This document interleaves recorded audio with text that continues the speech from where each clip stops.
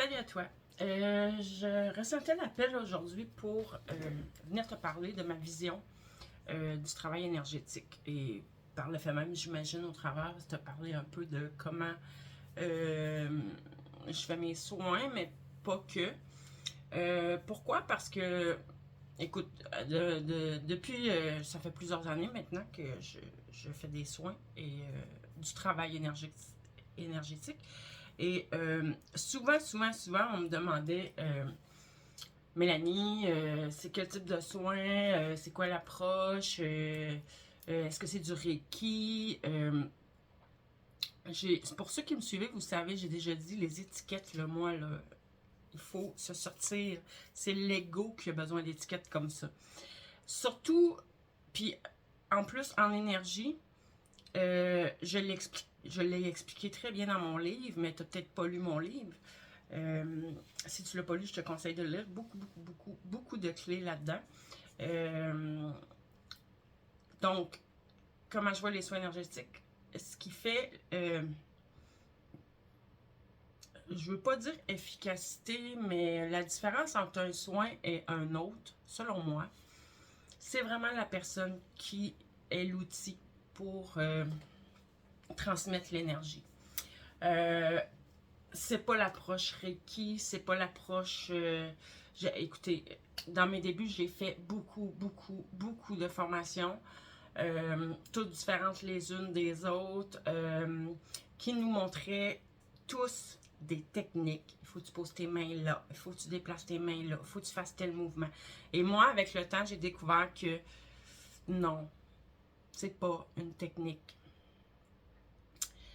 Quand on devient un outil pour l'énergie, ce qui est important, c'est la pureté de ton cœur. C'est que ça vienne du cœur, que ça soit amour, que ce soit simple. Avec le temps, j'ai découvert que, en fait, comment ça fonctionne, c'est l'intention. L'intention. Donc, moi, quand que je m'installe avec toi pour te transmettre, être l'outil qui va te transmettre l'énergie dont tu as besoin, premièrement, c'est pas à moi de décider quelle énergie tu as besoin. L'univers sait ce que tu as besoin. Ton âme sait ce que tu as besoin. Donc, moi, dans mon intention, c'est toujours d'être en accord avec ton âme. Que ce soit en accord avec ton âme. De un, que ce soit en accord avec ta mission de vie, ton alignement, tes objectifs, ce que tu es venu faire ici. Tout ça. Ensuite, comment je procède? Souvent, c'est ça. Je vais avoir des ressentis, des visions sur ce qui est là. Ça, selon moi, à quoi ça sert? Ce que j'en ai déduit avec le temps, c'est simplement aller préciser l'intention. Exemple. Une émotion qui bloque l'énergie, la circulation de l'énergie au niveau du chakra du cœur. Donc, je cible l'intention à aller au chakra du cœur et sur, mettons, si l'émotion est, exemple, de la peur, ben, je précise l'intention sur libérer la peur et remplacer par ce qui doit être remplacé. Donc, parfois, ça va, je me laisse inspirer sur ce qui vient. Donc, parfois, ça va être de remplacer par de la confiance en soi. Parfois, ça va être, peu importe. Tu comprends le principe. Et je sais pas si c'est pour tout le monde comme ça, mais j'aurais tendance à croire que oui. Bref, pour moi, je sais que les mots que je prononce, ça passe par mes mots, ça passe par ma voix. OK? Fait que j'ai pas besoin de mettre les mains. J'ai pas besoin d'être en présentiel non plus. C'est tout aussi efficace. Les mots ont leur vibration. Tout est énergie. Énergie, c'est quoi? C'est des vibrations. Tout est vibration. Donc, je fais vraiment attention et ça, tout le monde qui travaille en énergie devrait avoir conscience de ça. Faire attention aux mots que l'on prononce et à comment on les prononce. Tu sais, quand je vous dis une étiquette, je sais là que si tu vas chez le médecin, t'as quelque chose, il découvre c'est quoi, et je sais bien qu'il faut qu'il le nomme. Ça n'a pas le choix d'être. Mais les mots ont une telle puissance que ça peut faire la même chose que jeter un sort, donner un diagnostic. Donc, en énergie et en tout ce qui est holistique, je veux dire, il faut avoir conscience des mots qu'on prononce. Donc, moi, de mon côté, ma façon de faire, c'est que j'essaie toujours puis même quand je fais des guidances, hein, c'est pareil, euh, de parler à la positive. Donc, oui, ok, il peut y avoir un problème, quelque chose à dégager, mais c'est toujours, je remplace par euh, le contraire qui est le positif, on va dire. Je ne sais pas si vous me comprenez bien, mais bref. Donc, voilà, il faut vraiment faire attention à nos mots et avoir conscience des mots qu'on prononce. Ensuite, je crois qu'un bon énergéticien ne devrait pas avoir de croyances limitantes. Du style, il faut absolument être habillé en blanc ou il faut absolument ci, ça, ça. Euh, non, en énergie, là, il faut tout ramener au plus simple. La simplicité. Moi, je prononce les mots et tac, c'est fait. C'est sûr que l'énergéticien ne doit pas avoir de doute. Au moment, tu sais, dans la vraie vie, je le sais que je suis réaliste aussi, mais pendant que je suis avec la personne, que je sers d'outil, le mindset dans lequel je me mets, c'est que tout est possible. Et c'est vrai, c'est prouvé maintenant, tout est possible. En physique quantique, ils l'ont prouvé. J'écoutais hier, là, on peut reprogrammer son cerveau de façon vraiment simple.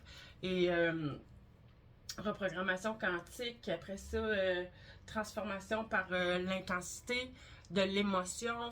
Euh, tout est possible, tout est possible. C'est si on se met dans cet état d'esprit que tout est possible, ben, et puis surtout un état aussi d'ouverture, ben, il n'y en a plus de limite rendu là. Il y a des espaces, on se crée un espace pendant le travail énergétique, on se crée cet espace-là où tout est possible. OK? Ensuite, comme j'ai dit, c'est pas une technique. Dans le passé, dans les formations que j'ai suivies, j'entendais beaucoup de choses, hein, du genre ah, ça c'est l'énergie qui vient de l'ancienne Égypte, c'est tellement puissant, blablabla. Ah, ça c'est l'énergie, peu importe, là, de nos jours, il y a de tout, là, Atlante, c'est hyper puissant, ou bon, vous voyez le portrait, mais comme je dis, c'est la personne qui sert d'outil. Plus elle est dans l'ouverture, plus elle est dans la croyance que tout est possible, plus elle est dans l'énergie du cœur pendant tout le temps du travail énergétique, plus il y a de chances que, euh, comment je pourrais dire, ça va avoir des résultats. Et là, la hauteur des résultats dépend pas seulement de l'énergéticien, ça dépend aussi de la personne qui reçoit. Elle aussi doit être dans un état d'ouverture, dans un état de tout est possible, dans un état... Et même si mentalement, elle réussit à se mettre dans cet état-là, il faut aussi que ce soit en accord avec son âme, comme j'ai dit. Si la libération fait pas, puis si la personne n'a pas aussi intégré les leçons, peut pas y avoir de libération. Si la personne a pas assez d'amour envers toutes les parties d'elle-même, même les parties qu'on dirait qu'on nomme comme ombrageuses ou négatives, parfois peut pas y avoir la libération attendue. Il y a plein de points, ok? C'est pas juste l'énergéticien moi, le travail énergétique, je le vois comme un travail de co-création. C'est moi et la personne qui est avec moi. Je suis un outil, oui, on va dire un levier pour l'aider. Ben, c'est comme quand j'étais intervenante, finalement, dans le domaine de l'intervention. C'est... je vais t'outiller, je vais te donner la petite poussée dans le dos que tu as besoin. Tu sais, quand on est en hiver, là, vous avez tous déjà fait ça, aller glisser. Là, tu t'assois dans le traîneau, mais si tu n'es pas assez avancé, et ça partira pas. Le traîneau, il partira pas à descendre. Des fois, ça prend quelqu'un qui vient te donner juste la petite poussée dans le dos pour que tu arrives au point où, hop, là, le traîneau peut descendre de lui-même. Il continue, il va jusqu'en bas. C'est comme ça que je vois, moi, le travail qu'on fait. C'est qu'on t'amène juste la petite poussée que tu as besoin pour pouvoir faire le reste, parce que tu as le pouvoir de faire le reste. Tu as tous ces pouvoirs-là. Euh, Ensemble, aussi, ce que j'ai déjà nommé, c'est que si on est deux à avoir la même intention, ça devient exponentiel. OK? Ensuite, bon, qu'est-ce qui différencie si la personne est dans le cœur ou non? Je n'ai déjà nommé ça aussi. Dès que tu es dans le jugement, tu n'es pas dans l'énergie du cœur, c'est sûr.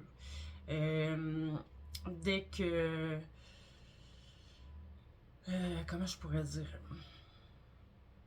Étant donné la puissance des mots aussi, je dirais. Parce que moi aussi, j'ai fait des erreurs dans mes débuts. Ben, plus au niveau personnel, disons. Avec des relations personnelles, je crois. Bref, ce que je veux dire, c'est que nommer les choses à la positive. Tu sais, admettons que je vois une mémoire X là, qu'il faut amener de la pacification dessus, puis guérir, puis libérer les émotions liées, les croyances qui sont liées, qui créent les blocages. Parce que ma vision, c'est que une mémoire en soi n'est jamais un problème. S'il n'y a pas d'émotions qui y sont reliées ou de croyances qui y sont reliées, ça devient simplement un souvenir. Le problème, c'est quand il y a des choses pas réglées par rapport à cette mémoire-là, à ce vécu-là, que ça vienne de cette vie-ci, que ce soit du transgénérationnel, que ce soit d'une autre vie. Pour moi, ça change peu de choses. Si je le vois, c'est que tu le portes, puis que c'est à pacifier, à dégager, appelle ça comme tu veux. La mémoire en soi, on ne l'efface pas, évidemment. C'est une expérience. Tout est expérience, et toute expérience qu'on a vécue avait sa raison d'être. Donc, on n'efface rien là-dedans. Mais on amène la pacification et d'être capable de gérer, de régler, de guérir, de libérer les émotions qui sont reliées, qui sont restées coincées quelque part, soit dans ton système énergétique, soit des fois c'est rendu dans le corps physique aussi. Les croyances et aussi qui sont reliées à ces mémoires-là. Donc, quand je vois des mémoires, moi, je vais décrire ce que je vois, mais je t'invite toujours à le prendre avec un grain de sel, que c'est simplement pour amener une compréhension. Des fois, ça fait juste « Ah, ok, ça fait du sens parce que, tu sais, ça explique pourquoi que j'ai vécu telle affaire. » Puis c'est juste, après, on laisse aller. C'est comme, là, on se détache de ça, on reste pas focusé là-dessus, parce que au contraire, le travail qu'on veut faire, c'est vraiment de tout dégager, tout libérer, tout s'alléger, ramener la libre circulation de l'énergie dans tous tes chakras, dans tous tes corps énergétiques, dans tout ton corps physique. Donc, si on reste focus sur des choses du passé, qu'elles soient positives ou négatives, mais dès qu'on y met trop d'attention, on n'est pas dans le moment présent, ok? Fait que même que moi, je crois que, tu sais, ça m'arrive de moins en moins de voir des mémoires. Donc, je crois qu'on évolue et qu'on est de plus en plus dans la conscience, qu'on n'a pas nécessairement besoin de tout comprendre pour pouvoir libérer. Quand je vois pas, ça vient juste me dire, il y a quelque chose à libérer là. Je dois juste faire l'intention de dégager, de ramener la libre circulation de l'énergie, et ça fonctionne. Quand ça fonctionne pas, c'est là qu'il faut que j'aille plus loin pour préciser davantage l'intention. Puis là, je parle de comment moi je travaille, mais je pense que beaucoup de gens ont cette capacité-là. Il faut juste en prendre conscience, le conscientiser, y croire et travailler de cette façon-là. Et surtout, respecter chacun où il en est, chaque personne où elle en, comment on dit ça, chaque personne où est-ce qu'elle est rendue dans son cheminement. Tu sais, mon âme a fait le choix de vivre telle chose, de prendre tel chemin. Mais ça veut pas dire que l'autre personne à côté, que son âme a fait le même choix. C'est normal. Tu sais, ce que moi je suis en train d'expérimenter, peut-être que l'autre l'a déjà expérimenté dans une autre vie, il n'a pas besoin de repasser par là. Euh, fait que, puis là, j'amène cet exemple-là de cette façon-là, vraiment pour que tout le monde prenne conscience que le chemin que l'autre vit, ça veut pas dire qu'il est pas égal à toi, hein? Loin de là. Peut-être que justement dans une autre vie, cette personne-là a expérimenté. Puis là, quand je dis autre vie, là, comprenez bien que c'est des vies. Plus ça va, plus je crois que c'est des vies parallèles, puisque le temps et l'espace n'existent pas en réalité. Donc, plus on amène ça dans notre conscience, plus ça va se placer. Pour l'instant, notre esprit 3D a de la difficulté un peu avec cette notion-là, mais plus on en prend, plus on le met à notre conscience, plus on se le répète, plus ça prend place. Puis j'ai l'impression que c'est une autre des raisons pour laquelle peut-être que je vois de moins en moins de bribes de vie antérieure comme ça. Encore là, le mot antérieur est pas bon. Mais bref, vous comprenez ce que je veux dire. Donc pour moi, les images que je vois, c'est simplement d'amener une compréhension qui va aider à la libération. Fait qu'il ne faut pas rester accroché là-dessus. Vraiment pas. Puis ensuite, bon, comme je vous ai dit, plus de gens vont prendre conscience que c'est pas la technique qui compte. C'est pas le nom de ce que tu fais qui compte. Le nom de ce que tu fais va servir juste à dire « Ah, ok ». Mais comme moi, je le nomme pas parce que j'ai développé ma propre approche. Quand j'ai, tu sais, faire des techniques, là, ça me parlait pas, vraiment pas. J'étais pas heureuse, j'étais pas bien à faire le travail énergétique de cette façon-là. Et un beau jour, je me suis tannée et j'ai parlé à l'univers, à la source. J'ai dit là, non, ça fonctionne pas. J'ai dit là, tu mets sur ma route le bon enseignant. Puis s'il n'existe pas, tu m'enseignes toi-même.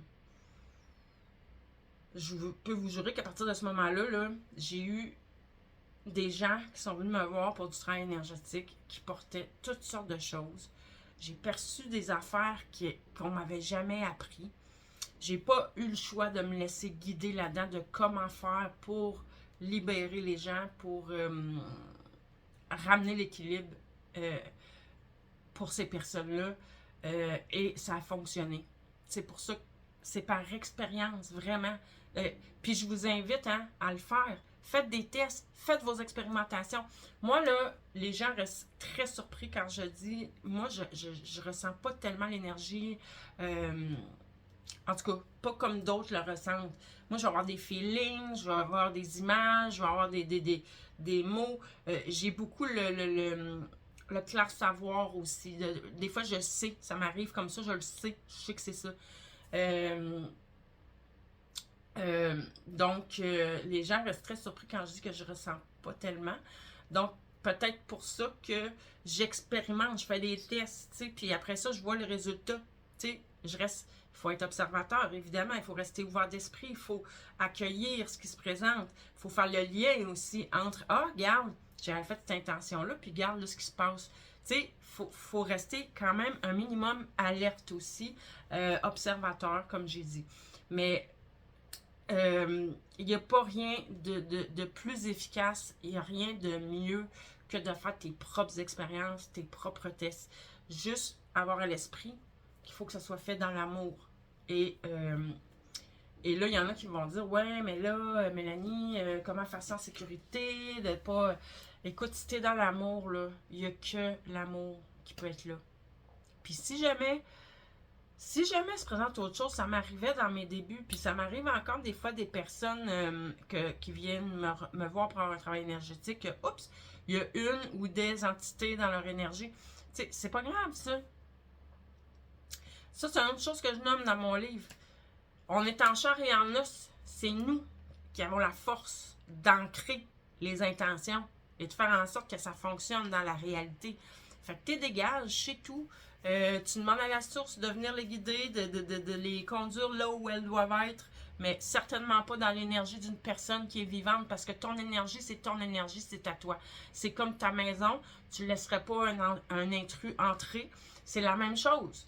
Ton énergie, là, ton aura, ta bulle,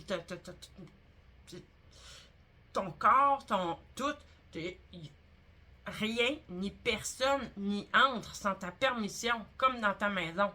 Et ça m'est arrivé dans mes débuts d'avoir des énergies que je souhaitais pas.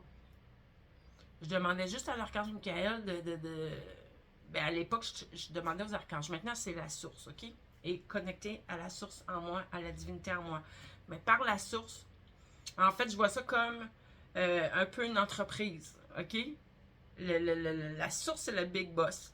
Puis le big boss, il connaît tous ses employés, qui sont toutes les énergies qui existent, OK? Ange, archange, euh, euh, les fées, peu importe, toutes les énergies qui existent, tout ce que nous, on ne voit pas avec nos yeux.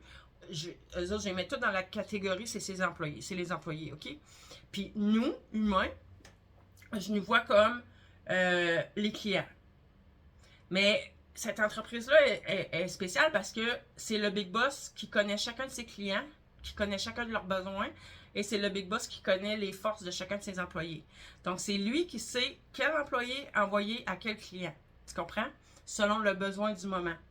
Donc, c'est pour ça que maintenant, moi, et j'explique aussi dans mon livre que dans l'énergie, tout se passe, c'est selon nos croyances. Fait que t'as la foi, t'as la certitude que c'est ça, ben c'est comme ça que ça se passe. Pour moi, en tout cas, c'est la façon que j'ai réussi à avoir une pratique et une vie, je dirais, je vais dire, pas saine, mais de plus être dérangée par des énergies que ça me tentait pas d'avoir, vous comprenez? Parce que je vais vous le dire, ben honnêtement, je l'ai essayé dans mes débuts. Tous les trucs de protection, ça marchait pas. Il n'y avait rien à faire. La mission de mon âme est d'aider la planète à comment on dit ça, dans son évolution, dans son ascension. Et je crois qu'on est dans une période où on a à ancrer ici sur le plan terrestre le plus d'amour possible, le plus de lumière possible, le plus d'énergie positive possible. Et évidemment, dans un monde idéal, selon moi, les énergies plus basses, plus négatives, qui vibrent moins élevées, ça serait de les transmuter. Ce qui est non-amour, le transmuter en amour pur. Donc, moi, mon intention, je le demande depuis longtemps, c'est de porter l'énergie de transmutation pour agir. Tu sais, avant, j'allais dans un lieu public, je revenais, il fallait que je me nettoie. Il fallait que je dégage. La protection ne fonctionnait pas parce que probablement que mon âme avait comme objectif de faire du nettoyage ici, on va dire. On va le nommer comme ça. Fait que je revenais de l'épicerie, je revenais d'un magasin, je revenais peu importe, n'importe où il y avait des gens. J'étais obligée de faire l'intention de tout nettoyer, puis de dégager ce qui ne m'appartient pas, et bon, tralala. Mais en attendant, ça gruge nos énergies. On devient fatigué quand ça arrive trop souvent.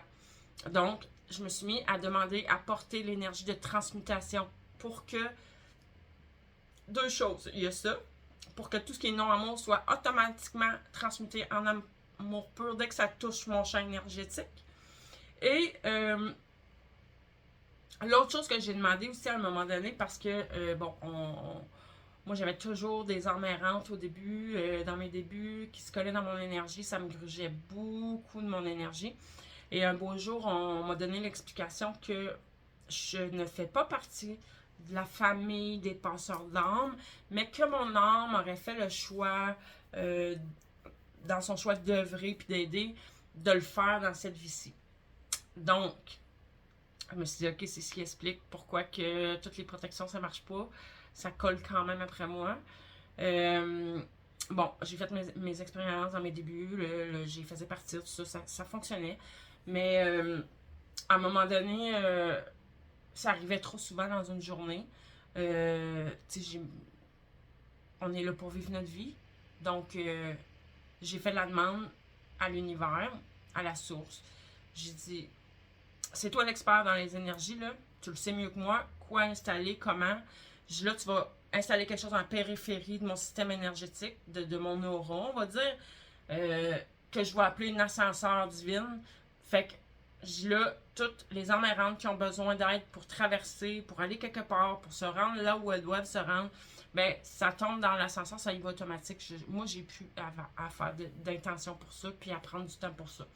Donc, je vais vous dire, depuis ce temps-là, là, ça m'arrive plus. C'est très, très, très, très, très rare que je suis obligée, que je me rends compte qu'il y a une entité qui est là, puis que je suis obligée de faire une intention, qu'elle s'en aille là où elles doivent être. Et autre point aussi, là, envoyer les entités dans la lumière, là, c'est pas à nous de décider où elles doivent aller. Elles sont libres.